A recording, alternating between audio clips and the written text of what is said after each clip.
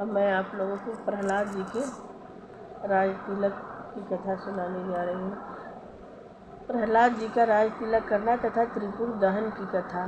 नारद जी बोले, हे धर्मराज, प्रहलाद जी की बालक बुद्धि थी, किंतु उनका ज्ञान बृहद था। वे वरदान को प्रेम भक्ति से उत्पन्न नहीं समझते थे। उन्होंने भगवान से मुस्कुराते हुए कहा। प्रहलाद जी बोले, हे भगवान, मैं तो जन्म से ही विषय भोगी हूँ तथा मेरी आसक्ति उनमें पहले से ही विशेष है। अब आपसे भोगों का वरदान मांगकर उनकी और वृद्धि नहीं करना चाहता हूँ। मैं तो उन विषय भोगों से छुटकारा पाने का ही वरदान चाहता हूँ। आपने वरदान मांगने की जो बात कही है वह स्वार्थी सेवक की तरह है कि स्वार्थी सेवक अपने स्वामी से अपने लिए कुछ मांगे। मैं तो आपकी निस्वार्थ भाव से सेवा करने वाला सेवक हूँ तथा आप मेरे निरपेक्ष स्वामी हैं। आप मेरे से प्रसन्न हैं, इसलिए मेरी कामना पूर्ण करना चाहते हैं। यह तो आपकी महान कृपा है, किंतु मैं तो केवल आपसे यही वर चाहता हूँ कि मेरी संपूर्ण कामनाएं नष्ट हो जाएं और कामना का बीज उत्पन्न ही न हो। हृदय में कामना उत्पन्न होते ही धर्म, धैर्य, स्त्री, लज्जा, बुद्धि आदि किनारा कर जाते हैं।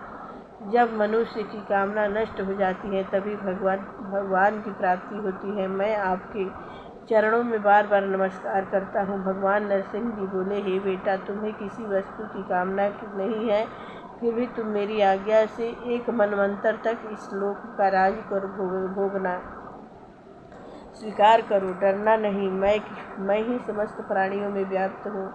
तुम सदा मुझे अपने हृदय में देखते रहो, मेरी कथा लीला श्रवण करते रहो। तत्पश्चात अपना शरीर त्याग कर मेरे लोक को चले आना। प्रहलाद जी बोले, हे परमात्मा, मैं आपसे एक वर और मांगता हूँ कि मेरे पिता अपनी असुरी बुद्धि से आपको शत्रु समझते थे, आप उनको सद्गति प्रदान करें। भगवान नरसिंह बोले, हे वत्स, तुम्हारे जैसे मेरे भक्त के प्रताप से तुम्हारे पिता की ही मुक्ति नहीं हुई है, बल्कि 21 पीढ़ी तक की मुक्ति हो गई है। भला जिसका ऐसा परम भगवत पुत्र है, उसकी मुक्ति क्यों न होगी? वह मेरे अंग स्पर्श से उसी क्षण मोक्ष को प्राप्त हो गया। हे वत्स, तुम मेरे भक्तों में आदर्श भक्त हो। तुम अपने पिता की अंतिम चेष्टा क्रिया करो, तुम्हारे कारण उसे भी उत्तम लोक मिलेंगे। तुम मेरे में मन लगाकर अपना कार्य करो। नारद जी बोले, हे युधिष्ठिर, प्रहलाद जी ने अपने पिता का अंतिम संस्कार किया। तब नरसिंह भगवान तथा ब्रह्मा जी आदि देवताओं ने शुक्राचार्य जी के साथ प्रहलाद का राज्याभिषेक किया। ब्रह्मा जी बोले, हे परमात्मा, यह दैत्य मुझसे वर प्राप्त करके अति शक्तिशाली संपन्न हो गया था, उसका आपने संहार करके जगत का भय दूर कर दिया है। जो आपका ध्यान करेगा उसके निकट भय न रहेगा।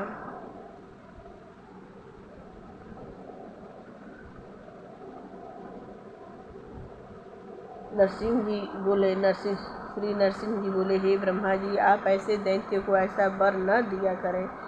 वे स्वभाव से ही क्रूर होते हैं, फिर उन्हें ऐसा वर मिल जाए तो वे अति उग्र तथा उदंड हो जाते हैं। इनको वर देना तो सांप को दूध पिलाना है। इतना कहकर भगवान नरसिंह अंतर्ध्यान हो गए।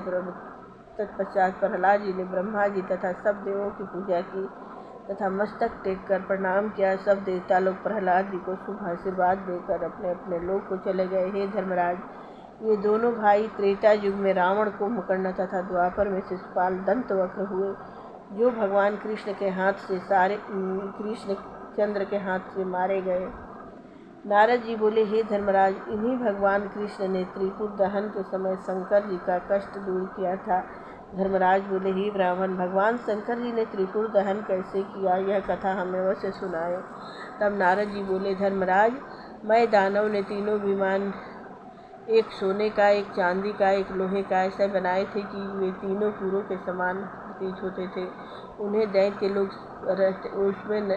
दैत्य लोग रहते थे तथा संपूर्ण भोगों की सामग्री उपस्थित थी।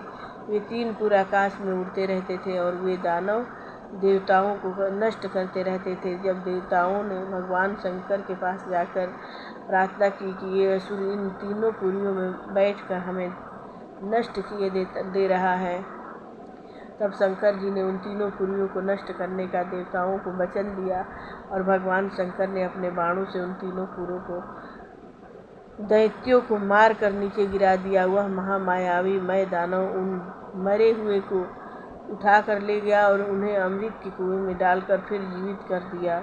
यह देखकर महादेव जी उदास हुए। तब भगवान कृष्ण ने स्वयं गाय बन के तथा ब्रह्मा जी को बछड़ा बनाकर उस अमृत के कुएं को मुंह लगाकर पी गए। दानव देखते ही रह गए। जब मय दानव को पता चला तब वह दैत्य विधान समझकर शांत हो गया। तब भगवान शंकर को शक्ति संपन्न करके भगवान कृष्ण ने उनसे त्रिपुरों को नष्ट करा दिया। भगवान शंकर ने एक ही मुहूर्त में अपने बाणों से तीनों पुरों को भस्म कर दिया। हे ऋषि, मैंने तुम्हें भगवान कृष्ण चंद्र का प्रभाव सुना दिया, अब बोलो क्या सुनाओ। प्रेम से बोलिए मंगलमय भगवान की जय। अष्ट सिद्धि नवनिधि की जय। मायापति की